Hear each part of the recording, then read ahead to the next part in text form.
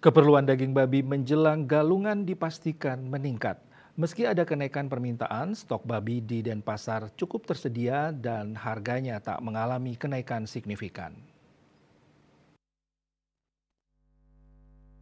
Kepala Dinas Pertanian Kota Denpasar Anagung Gede Bayu Brahmasta Jumat 23 Februari mengatakan, menjelang galungan dipastikan tidak akan kekurangan stok daging babi di Kota Denpasar. Saat ini rata-rata penyembelihan per hari di rumah potong hewan RPH sebanyak 200 ekor.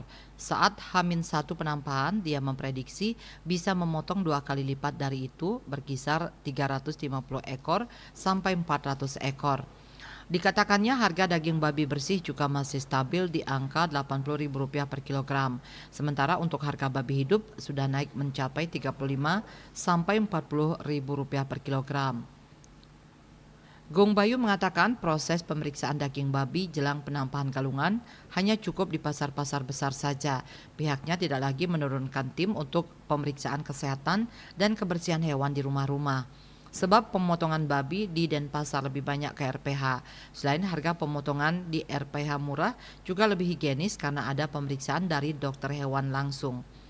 Khusus pemeriksaan, pihaknya menerjunkan 15-20 tim ke pasar-pasar. Mereka akan memeriksa kebersihan dan kesehatan daging yang sudah disiapkan pedagang.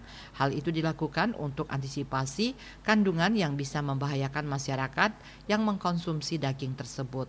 Asmara Putra, Bali Post melaporkan.